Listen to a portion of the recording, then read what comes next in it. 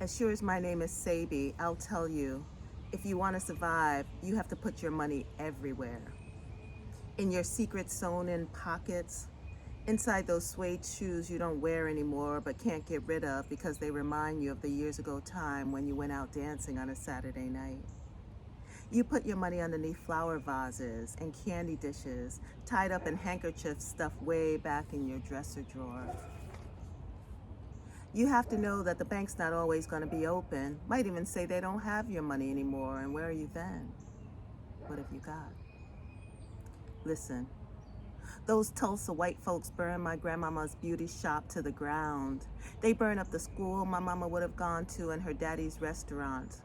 They nearly burned my own mama, who carried a heart-shaped scar on the side of her face till the day they laid her in the ground.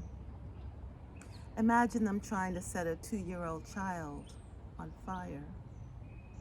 That's all my mama was, just 2 years old and barely running when the fire rained down on her. Her own daddy snatching her up, but not before that piece of wood from her mama's beauty parlor landed on her cheek and left its memory there all her life. 2 years old. Those white folks tried to kill every living brown body in all of Greenwood, my own mama included, every last one. That was 1921. History tries to call it a riot, but it was a massacre. Those white men brought their warplanes and dropped bombs on my mama's neighborhood. God rest her soul, but if she was alive, she'd tell anyone listening the story. I must have heard it 100 times by the time I was school age. I knew. And I made sure Iris knew. And I'm going to make sure Melody knows, because if a body's to be remembered, someone has to tell its story. If they had burned my mama up, I wouldn't be here now. But I'll tell you this much, if I live to be 199 years old, I will never go to that state, as God is my witness, my savior, my rock. You will never see Miss Sabi's foot in the state of Oklahoma. The old folks used to say that from the ashes comes the new bird. There wasn't much they had left after the fires, but my mama's people packed up what they had and went up to Chicago, where my granddaddy's brother was a doctor. Even though Chicago had had its own troubles back in 1919, time had passed, and my granddaddy's brother was doing well for himself. Married and nursed, and they lived in a big house on the south side. Fine clothes, real silverware, 2 kinds of meat every night, a maid. Lord. Sad thing was, that nurse couldn't have children, so among the 4 grown folks, Mama was their life. Lord, Lord, Lord.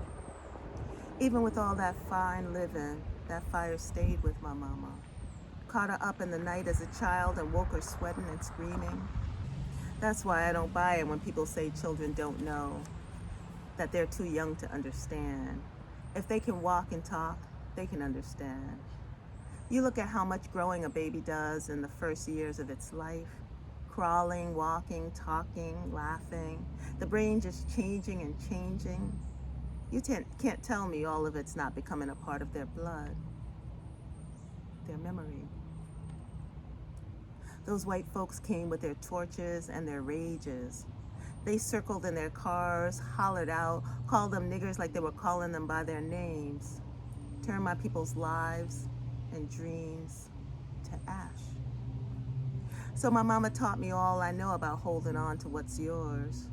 I know you hold on to your dreams and you hold on to your money. And I know that paper money burns, so you put it in rolls of quarters and nickels and dimes. And when those get to be too many, you find the men who sell the blocks of gold. And you take those blocks of gold and stack them beneath your floorboards and way up high in your cabinets.